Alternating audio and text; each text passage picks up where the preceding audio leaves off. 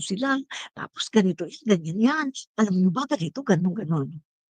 Nakita niyo ba si Speaker Martin Romualdez na lumabas sa kahit anong interview at nagmamarites ng ganyan, nanirang puri? Wala kayong makikita na ginawa ni speaker 'yan. Wala kayong makikita kahit isa na si Speaker Martin ay lumabas sa isang interview at nanirang puri. Pero si Nukring wala siyang ginawa noon pa, kundi siraan ng siraan si Speaker Martin. Grabe ang kaniyang pagkainggit kay Speaker Martin Romualdez. Super inggitera itong si Nukring, napakainggitera ni Nukring. Kung titingnan mo mga kaibigan, 'di ba sinasabi niya gusto daw magpresidente ni Martin Romualdez. Kung titignan natin mga kaibigan, kung sakali na gustong magpresidente ni Speaker Martin Romualdez, anong masama? Unang-una, lahat ng tao, kung ikaw ay qualified, puwede kang tumakbo sa pagkapangulo. Kung titingnan natin, kung titingnan natin, pagdating sa credential, pagdating sa experience, pagdating sa educational background, mas angat si Speaker Martin Romualdez kaysa sa kanya. Sa totoo lang, educational background, Speaker Martin Romualdez nag-aral sa dalawang university sa ibang bansa. Nagtapos ng, mga kurso sa ibang bansa. Tapos nang umuwi ng Pilipinas, pumasok sa UP Diliman, kumuha ng law at nagtapos ng law at nakapasa sa bar exam. At pagkatapos, humawak ng mga kumpanya, 'di ba? Nag-practice ng law at pagkatapos niyan, mga kaibigan, pagkatapos ano, pagkatapos siyang maging CEO, humawak ng iba-ibang mga, company, pumasok siya sa pulitika. Oh, kung titingnan natin mga kaibigan, mas qualified nga si Speaker Martin Romualdez kaysa sa kanya. Tingnan niyo naman mga kaibigan, yung mga ginagawa ni Speaker Martin Romualdez, mga significant talaga, mga makakalaga. Pero siya wala, wala siyang ambag. Alam niyo ba ginagawa lang niya sa bansa natin, mga kaibigan? Parang paninira, panggulo. Siya lang ang nanggugulo. Ang mga Duterte na ito ay nanggugulo. Puro panggulo ang ginagawa nila, 'di ba?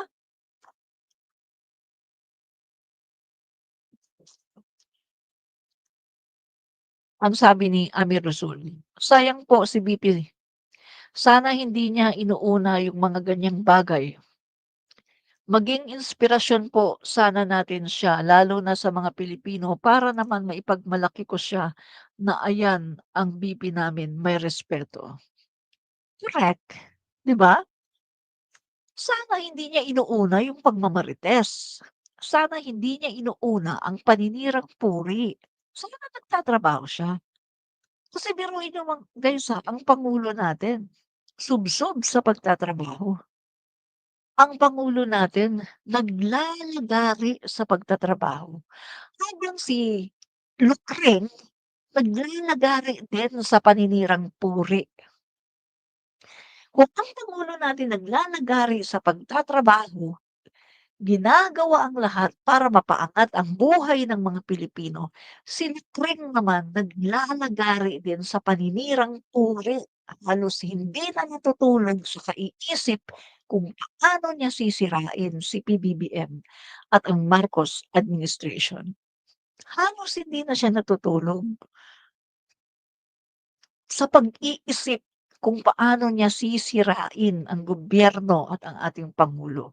Grabe, ang pagiging masama ng lukring na ito, 'no? Napakabuti po ni Speaker Martin Romualdez, Ma'am Adminrich, marespeto sa kapwa at magalang po talaga. Magalang talaga, 'no, si Speaker Martin Romualdez, 'no? Itong si Lucreng mga kaibigan, kitang-kita mo kay Lucreng yung kaniyang yung kaniyang pagkainggit, 'no? Kaya siya ganyan mga kaibigan kasi super inggit siya, 'no? Inggit na inggit itong si Lucreng, 'no? Inggit na inggit si Lucreng dito kay Speaker Martin Romualdez. Kasi si Speaker Martin Romualdez mga kaibigan ay bukod sa siya ay, ah matalino, napakabait, ay mga kaibigan nakapag-aral 'yan 'no sa dalawang university sa ibang bansa at hindi lang po iisa ang kanyang kurso, mga kaibigan. Siya po ay nagtapos sa pagkakatanda ko 3 ang kanyang kurso na natapos 'no, sa pagkakatanda ko mga kaibigan. So si Speaker Martin Romualdez ay hindi po basta-basta. Siya po ay talagang qualified na maging presidente. Kaya nga sinasabi ko mga kaibigan, kung sakali na talagang gusto ni Speaker Martin Romualdez na maging presidente, anong masama? Gusto niya walang tatakbo? Gusto niya walang ibang maghahangad na magpresidente? Gusto niya siya lang? Napaka-selfish naman ng babaeng ito. Sabi niya 'di ba si Speaker Martin wala daw kalaban palagi sa Leyte, hindi daw dumadalo sa, wala daw contest kasi daw, ah, pinapa-tsugi daw, pinapa-kidnap o anong sinabi ng mga naging kalaban ni Speaker Martin sa Leyte? Anong sinabi nila? Hindi daw totoo. Lahat ng mga sinasabi ni Lucreng hindi daw totoo 'yan. Dahil wala daw nanginidnap dahil sa pulitika, hindi daw totoo na nagvo-vote buying, wala daw ganyan, hindi daw sila hina-harass ni speaker, napakabuti daw ni speaker, napaka-honorable, respectable. Kaibigan, mismo, yung kalaban mismo ni Speaker Martin sa pulitika sa Leyte, sila mismo ang nagtatanggol kay Speaker Martin Romualdez at sila mismo ang nagsasabi na hindi totoo ang mga pinagsasabi ni Lucreng. Kaya mga kaibigan, itong si Lucreng, kitang-kita mo na talagang siya ay inggit na inggit. Super inggit na inggit talaga kay Speaker Martin Romualdez, 'di ba? Super inggit na inggit itong si Lucreng. Sa sobrang pagkainggit niya, ginagawa niyang lahat para sirain si Speaker Martin Romualdez at ang ating pangulo, 'di ba? Sa mga regional offices papunta doon sa tingog party list at magkano yun. So bakit ako sasagot sa tao na unang-una, todo ang paninira niya sa akin, todo ang gastos niya sa paninira sa akin. Pangalawa, ganyan. Okay, sabi niya ha, bakit daw ang paninira sa kanya ni Speaker Martin Romualdez? Aba, mukhang nakakalimutan mo yata, ah. Unang-una, tinawag mo si Speaker Martin na tambaluslos, pinabully mo siya sa mga trolls ninyo. Tinawag mo siyang tambaluslos, galit na galit ka sa kanya dahil lang sa confidential funds mo. Na kung titingnan natin, ikaw lang ang nag-react, Lucreng. Tandaan mo yan, Lucreng, ikaw lang ang nag-react. Hindi lang naman ikaw ang tinanggalan, eh. Tinanggalan ng Kongreso ang lahat ng mga ahensya ng confidential funds, tinanggal ang lahat ng mga ahensya na walang kinalaman sa security. At yung iyong confidential funds ay nire-align sa Coast Guard, Philippine Coast Guard na nagbabantay sa West Philippine Sea. At yung iba pa na mga government, agency na wala namang kinalaman sa seguridad, tinanggalan din, hindi lang ikaw. Tinanggalan ng CF at ni-realign sa mga ahensya na may kinalaman sa seguridad katulad ng National Defense, National Security Council, Philippine Coast Guard, Armed Forces of the Philippines, NBI, DOJ, at iba pa na may kinalaman sa seguridad ng ating bansa. Yan yun.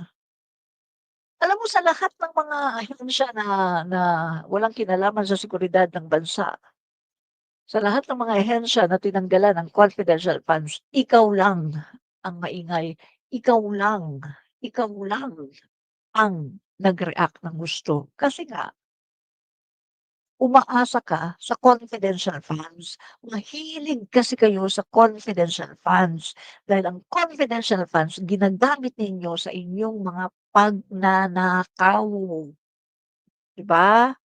Ginagamit niyo sa pagnanakaw ninyo ang mga confidential funds. 'Yan ang katotohanan. Kaya galit na galit ka kay Speaker Martin Romualdez dahil tinanggalan ng CF ang iyong ahensya na tama lang naman, 'di ba? Hindi mo nga mapaliwanag ang confidential funds mo kung saan mo nilagay. Oh, may gana ka pa na magalit? Hindi mo nga kayang ipaliwanag kung saan mo nilagay, aba. Mm. Kaya alam niyo mga kaibigan, yung mga pinagsasabi niya dito tungkol sa Tingog Party List, kesyo ganyan, para daw magkaroon daw ng seat, another seat, para daw magkaroon daw ng budget for the, malawakan na budget, et cetera, et cetera. Ang hilig mong magturo, ang hilig mong magbintang. Alam mo ba bakit number one ang Tingog Party List? Bakit number one 'yan? Madaming nagte-testify, Tingog Party List. Grabe talagang tulong, grabe ang tulong sa mga tao. 'Pag sinabi mong Tingog Party List, humingi ka ng tulong sa party list na 'yan, nandiyan talaga, tumutulong, hindi binubulsa. Kaya number one ang Tingog Party List. Pagkatapos ngayon gusto mong sirain. Nagsasalita ka, ginigiba mo, sinisira mo.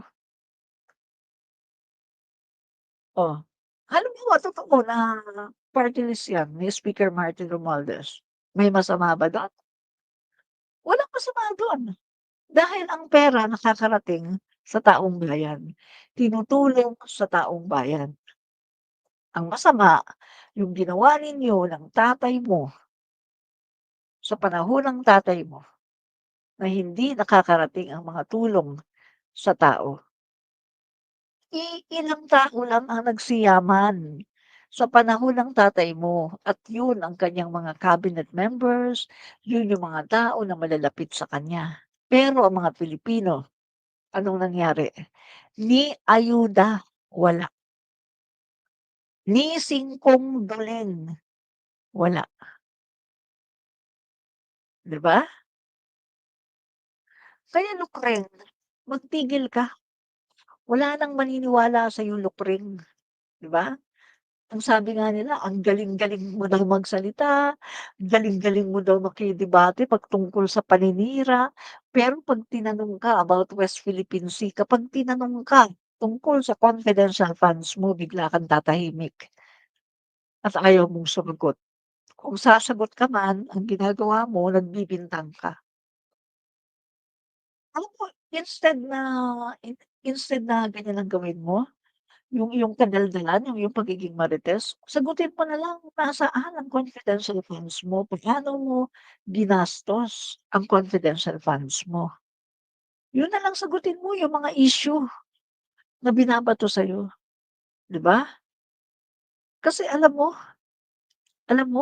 Lukreng, wala nang maniniwala sa'yo. Kapag totoong tao, talagang wala na talagang maniniwala sa'yo. Pansin ko 'yan, kasi sa TikTok, kapag nagpo-post ako, talagang kita ko mga Filipino galit na galit sa'yo. Sa Facebook gano'n din, galit na galit sa'yo ang mga tao. Without the comment 'no, nung mga trolls na mga dummy account, mga naka-private, makikita mo mga totoong tao talagang nagko-comment, galit na galit sa'yo at iisa ang sinasabi. Ang sinasabi nila alam mo ba? Sagutin mo daw ang confidential funds mo. Yun ang sinasabi nila, sagutin mo daw ang confidential funds mo. Instead daw na magdadaldal ka ng ganyan, sagutin mo na lang daw yung tanong sa'yo, 'di ba? Oh, Siya kasakim sa pera at sa power. Ito talaga yung walang sakim daw sa pera at sa power si speaker. Ang tanong, sino ba ang ilang ilang ulit na nagpapabagsak sa ating gobyerno at sa ating pangulo para lang mailuklok ang sarili? Sino ba ang paulit-ulit na gumagawa ng mga destabilization para sa ating pangulo at sa gobyerno pero hindi nagtatagumpay? Sino ba ang nagbabayad ng mga troll, ang naninirang puri para lang matanggal ang ating pangulo at para lang maupo siya? Sino ba? Sino ba ang katatapos ng, maging pangulo, pagkatapos gusto na naman uli mailagay agad ang kanyang kanyang anak para happy-happy na naman sila sa pangungurakot, pagnanakaw, sino ba? Obvious naman, 'di ba? Obvious naman, sila ang hangul, hangul sa kwarta, hangul sa kwarta, 'di ba? Obvious naman, obvious na obvious, hangul sa pera, 'di ba? Obvious naman mga kaibigan, obvious na obvious yung pagiging hangul sa pera nitong nitong si Luke Ring at kaniyang, tatay 'no, na nakakulong ngayon sa dahig. kwenta at napakatrapo na politiko. Eto tanungin ko lang kayo naringgan niyo ba si Speaker Martin Romualdez na nanira sa Vice Presidente na yan? Naringgan niyo man lang ba si Speaker Martin Romualdez na may sinasabi na huwag niyong iboto si ganito, yung si Lucreng, huwag niyong iboto si Lucreng, huwag niyong iboto yung kanyang mga ganito, ganyan, dahil ang mga yan ay ganito, ganito, alam niyo, ganito yan sila, ganito, ganyan, ganyan. Eto talagang si Lucreng ay isang chismosang marites sa lahat talaga ng mga politiko. Siya talagang pinaka-chismosa marites sa lahat. Grabe, trapong-trapo ang kanyang arrive, di ba? Ganyan talaga ang mga trapo. Walang ginawa kundi manirang puri, magchismis, puro na lang pagbibintang. Pero sa awa ng Diyos, ni isa, wala man lang siyang inilalatag na ebidensya. Puro na lang paninirang puri ang alam ni Lucreng.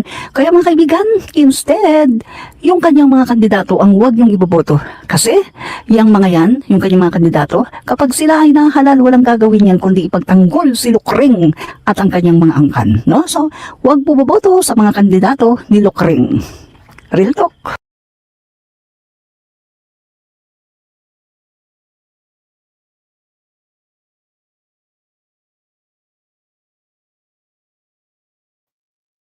So yan mga kaibigan, yan po ang katotohanan, 'no? Yan po ang katotohanan mga kaibigan, 'no?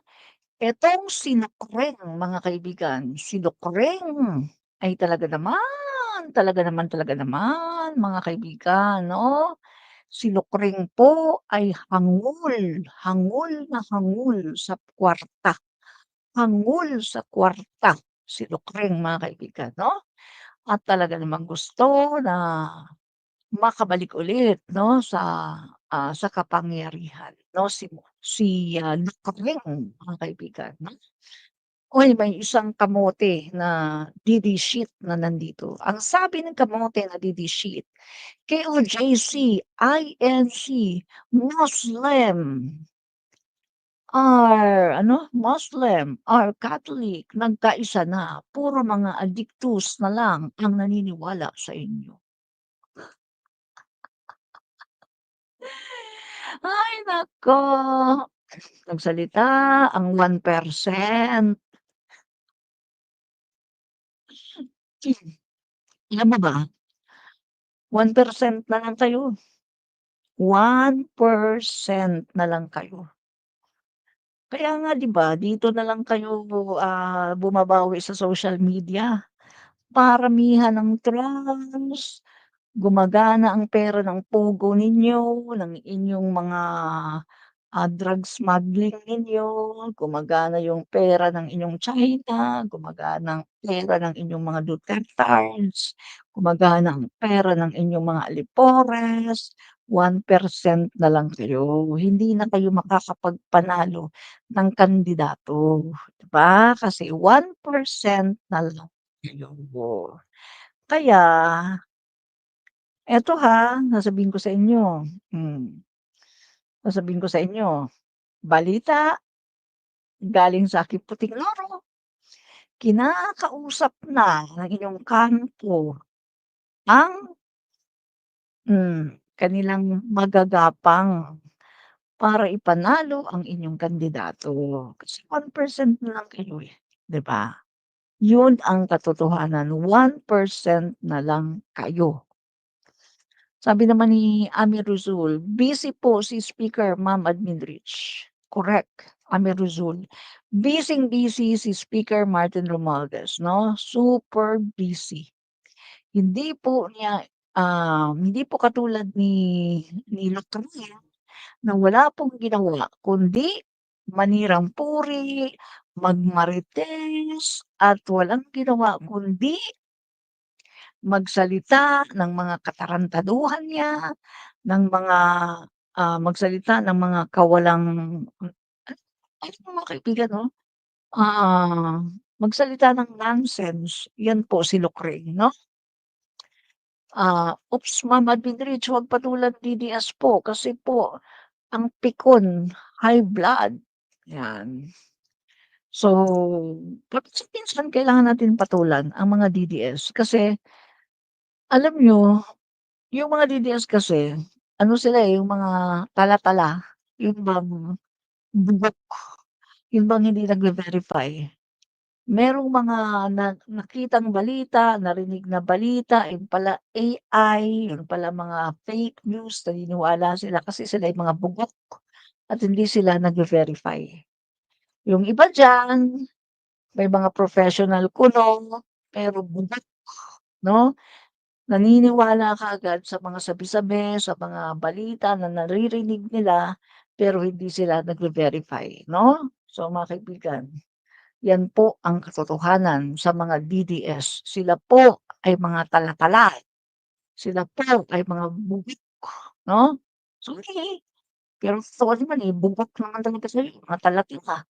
Kasi kung hindi ba naman kayo bubok at kung hindi ba naman kayo tala-tala, hindi kayo, susuporta sa tao na pinagpapatay ang mga Pilipino. Napapatayin lahat ng mga Pilipino para lang sa kanyang pekeng war on drugs, 'di ba? Oh, eh, di bugok kayo at saka mga tala-tala. Aminin niyo na na kayo'y mga bugok at mga tala-tala, 'di ba? So, 'yan ang katotohanan. Sorry na lang kayo, masakit talaga ako magsalita, 'no? Fight fake news, expose the truth. Uto-uto to ba, correct. Uto-uto talaga ang mga DDS, uto-uto sila lahat, uto-uto, 'no? Kasi nga magpapauto sila, 'pag nagmura si Digong palakpakan sila, gustong-gusto nila yung nagmumura. Kapag sinabi ni Digong na minanyak niya yung mga babae, tuwang-tuwa sila, palakpakan sila. Nung sinabi ni Digong na pinasok niya yung maid 'no, pumasok siya sa kwarto at kaniyang hinipo yung ano, loob ng ano, tuwang-tuwa sila. Nung sinabi ni Digong na sayang daw, bakit daw yung missionary maganda daw, ni-rape, sana daw nauna daw siya bago daw sinugi. Tuwang-tuwa ang mga DDS, mga utak, mga demonyo, mga gago.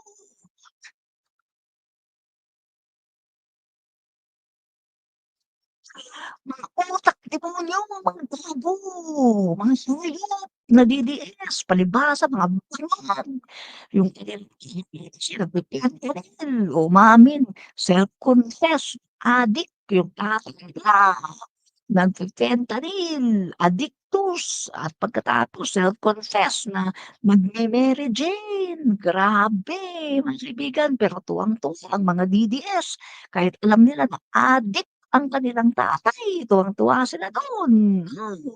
Ganon sila kabugot mga kaibigan, ganyan kabugok ang mga DDS. Sila ay walang utak, mga utak lupa.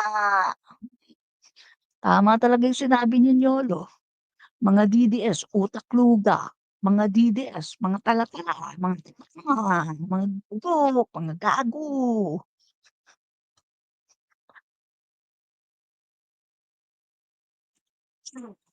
Sorry, hmm, masakit talaga ako magsalita. Sorry, sa katotohanan lang tayo. Sabi ni Heart Talks, "Totoo yan ma'am, mga DDS na nalason ng mga dutae. Kaya madalas di ko na sila pinapansin sa FB. Dun na naman sila nagkakalat." Correct. Mga tala-tala kasi ang mga yan, 'di ba? Oh, mga tala-tala, mga bugat, yang mga DDS na yan, 'no? Yan yun. Hmm. Ang pinapanood lang nila puro fake news, mga maharlika, tignan mo puro fake news si Maharlika pero naniniwala sila. Si Bayad-Bay na nga mismo nagsabi nun na si Maharlika ay fake news, pero naniniwala sila kasi mga uto-uto ang mga bubog, 'di ba? Naniniwala ng gago, mga DDS, 'di ba? Oo, yan yun mga kaibigan, mga gago kasi yung mga DDS na yan, mga uto-uto.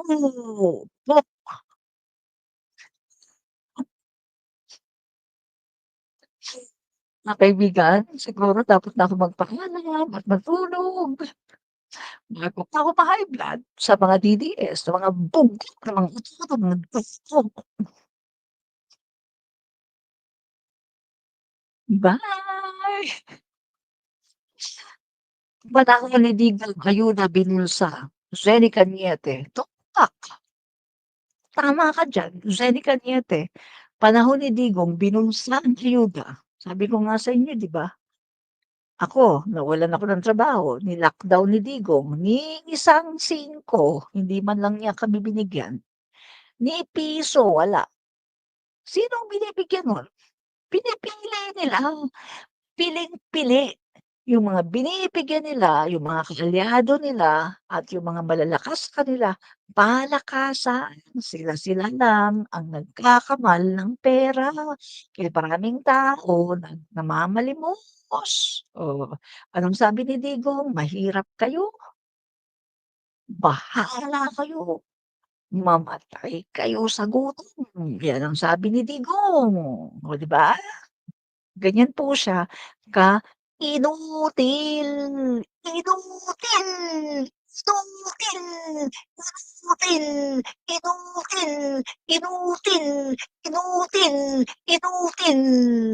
Yan, ganyan po ka-inutil si Digong, 'di ba?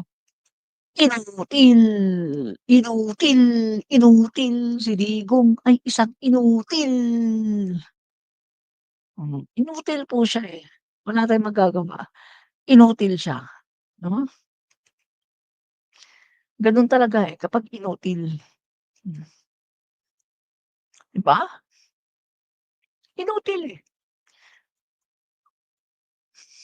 inutil. Si Digong ay isang inutil, inutil, inutil, inutil, inutil, inutil. Lalo 'pag inutil, Inutil, inutil, inutil. Inutil po siya, eh.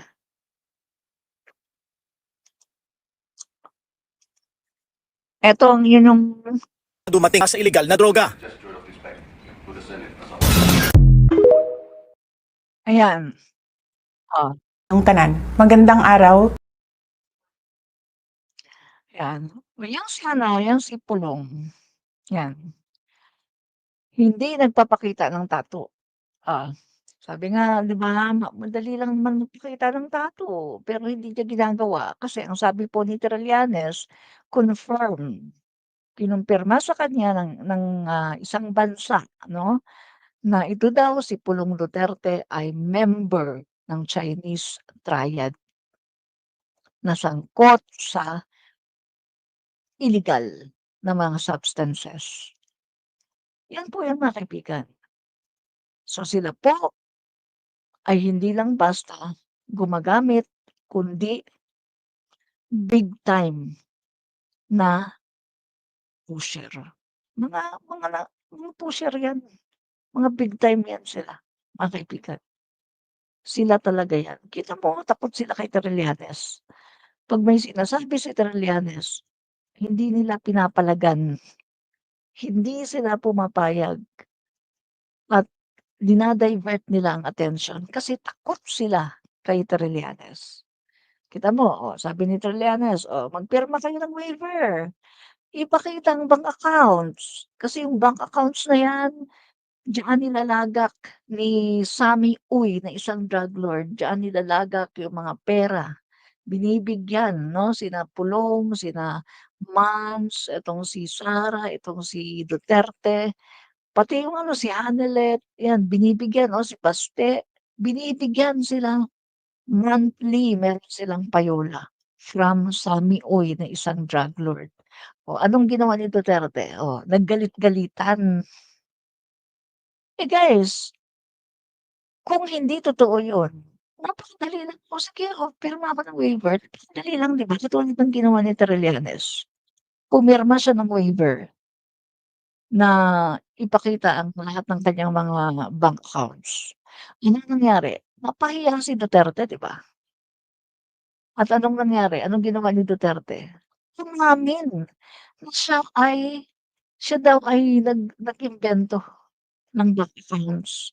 Umamin siya na nagsisinungaling siya, na inimbento lang niya yung sinasabi niya na si Trillanes daw ay may bank accounts. Oh, 'di ba? Oh, credibility mga kaibigan. Samantalang si Trillanes kapag merong binibintang si Trillanes, pinaninindigan niya yan. Pinaninindigan ni Trillanes yan kapag meron siyang binibintang. Until now, sinasabi niya yan at pinaninindigan niya. At until now, naninindigan din si Digong na ayaw niyang pumirma ng waiver. Kasi nga, paano siya pipirma ng waiver? Totoo. Totoo naman na tumatanggap sila ng payola sa drug lord na si Sammy Oy. 'Di ba? Kasi kung hindi totoo, oh, ang bilis lang magpirma ng waiver eh. Kaso totoo nga eh. 'Di ba? So yun mga kaibigan, no? Yan yun. Yan po yan mga kaibigan, no? So guys, no, maraming salamat mga kaibigan, no? At matutulog na po tayo dahil meron pa po tayong lakad, no? Pupunta po tayo sa may lakad pa po tayo, no? So bukas na lang mga kaibigan, no? Maraming po salamat mga guys, no? Fight fake news, expose the truth. In order for you to fight fake news, you have to expose the truth. Maraming po salamat. Bye-bye and God bless. Bye.